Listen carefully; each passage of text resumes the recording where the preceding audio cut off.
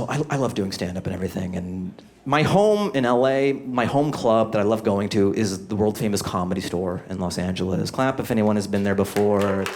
That's cool. Zanies is fantastic too, but like Comedy Store is my home in LA. And what's great is sometimes legends come through there. And one night, I had the pleasure of getting to bring Chris Rock on stage. Yeah, it was very cool. One of the highlights of my career, he was working out his stuff for the Oscars. Yeah, that one. That was so weird. Will Smith slapping Chris Rock. I was thinking, why? Why did he do it? I think that's what happens when you don't swear in your raps. Just the pressure builds up, because your whole life you're like, rap-a-da-rap, rap-a-rap-a-da-rap. And then you snap and you're like, get my white day, get your fucking up!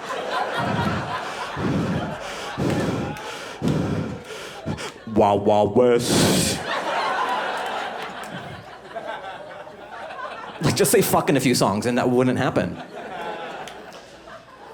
You ever notice it's always the squeaky clean entertainers who have this dark side to them? Yeah, like we saw it with Cosby. We saw it with Will Smith. I wouldn't be surprised if we saw Seinfeld snap one day. Like, I'll fucking cut you, bitch! I'll skull fuck you right now!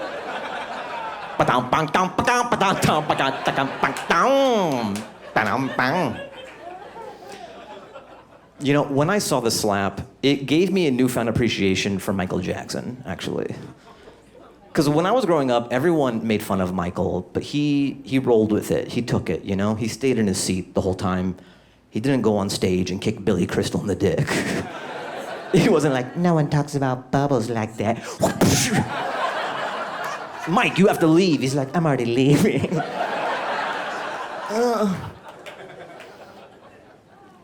I always think that would suck to get kicked by Michael Jackson, because he like winds it up. You know, like a regular kick is like this, but Mike fucking snaps it. That's just physics. This guy knows, right? And then he points at you when you're on the ground. I kicked your ass. Imagine getting the shit kicked out of you and you just hear. Mike, he had a rough childhood, you know. Like Joe Jackson was kind of intense and overbearing, but then Michael's one of the greatest entertainers of all time.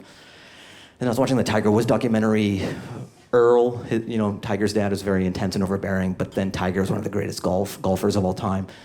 And then Venus and Serena, Richard, their dad was very intense and overbearing, but then they were two of the greatest tennis champions of all time. And I was thinking, like, when I have kids, I'm not gonna send them to private school. I'm just gonna drop them off at an overbearing black dad's house.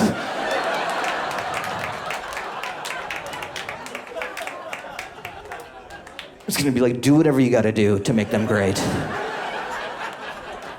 It's like, do you want them to sing or be athletes? You know better than I do. Just whatever, pretend I'm not even here. I pick my kid up in 10 years. He's like, thanks for picking me up. I'm like, oh, he's talented. Like what you did with him. He's like, yeah, just FYI, he's afraid of vacuum cleaners now, but he's very good. I grew up with Michael Jackson. I would watch his music videos all the time. I kind of love dance, and that's how I got into just dance and stuff, through watching his music videos. And I'll go on YouTube still, and I'll watch old Michael Jackson music videos. And recently I was watching The Way You Make Me Feel. Do you guys remember that music video? Yeah, it's a great music video. Very weird watching that video after Me Too, though. Because in this video, this woman is just trying to walk home after work. And Mike is following her for like 80 blocks. Like 5 blocks, maybe she's into you. Like 80 blocks, that's assault. At one point, she's trying to get away from Michael through the back seat of a car, and then Mike follows her. At the end of the video, I swear to God, watch it, this is true. She's trying to get away from him, and she's in this dead-end alley. And then she looks behind her, and then Mike and 4 dudes pop out of the shadows. At one point, I swear to God, they're fucking the ground. They're like, ja, ja, ja, ja. Ah! If that happened to you today, you'd be like, this is how I die. I'm about to fucking die. You'd be on the phone with police. Like, this guy's been following me for 30 blocks. He's been saying Shimon and he. I think he's on PCP. Do you know what Mama Say Mama Sa Mama Kusa means? He's saying it over and over again and grinding his teeth. Oh no, he's grabbing his dick and he's coming closer.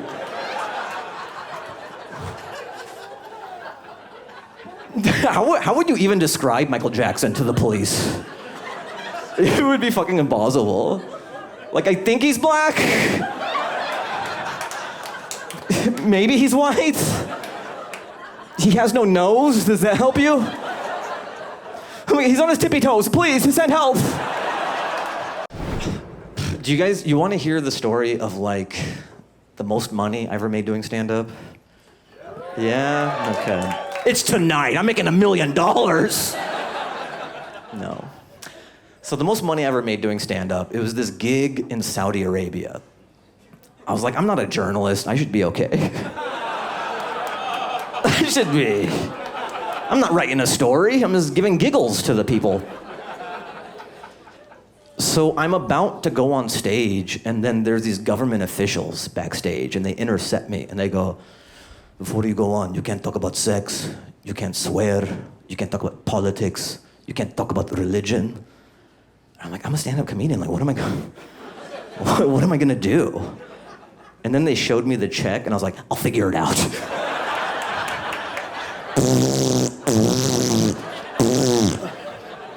I was doing shadow puppets for an hour. Just tap dancing. So much money, I had to figure it out. I was like, who has parents? That's great. The sun is fun, huh? Just saying words for a fucking hour. They flew me business class, which was kind of, whoa, you're impressed? Whoa! This motherfucker makes me do economy every time. Business class is cool. Like, you get to board before everybody else, so I felt better than everyone. I was like, see you guys. See you guys on the plane. But it's one of those flights where it wasn't a plane immediately, it was a bus that takes you to where the plane is. So I was just the first motherfucker on the bus. I had to say hello to them. I'm like, hey, what's up? I'm the guy who thought he was better than you earlier.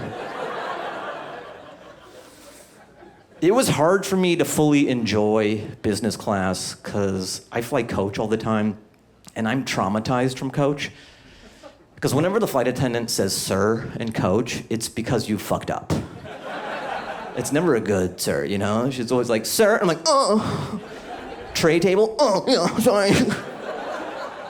Sir, oh. Can you unrecline? Oh, yeah, my bad. But in business class, sir is followed by dope things. And you're not expecting it. Because she's like, sir. I'm like, oh. She's like, cookie. I'm like, oh. For me? No one's ever been nice to me in the sky before. Sir, you don't have to hide the cookie. There's more cookies. There's unlimited cookies. It's amazing. Business class, you have this big TV in front of you. They bring you champagne, they bring you snacks, they bring you meals. You can recline all the way. And I was thinking, if this is happening in business class, what the fuck is happening in first class? Like, if I poke my head through the curtain, they're just fucking with fox masks on. The pilot's getting pegged, like, you shouldn't be here. This is first class.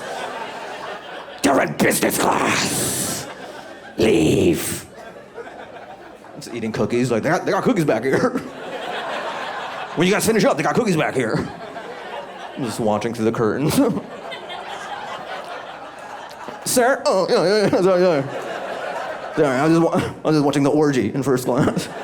I gotta go back. There was turbulence on my flight. I used to get really scared about turbulence, but now I'm older and I have all these responsibilities. Like, when I'm on a flight now, I'll be thinking, okay, I gotta make these calls, I have to send these emails, I have to pay this bill. And then there'll be turbulence, and then part of me is like, oh, I may not have to do those things. All right, let's see what happens. I might die and I don't gotta worry about it anymore.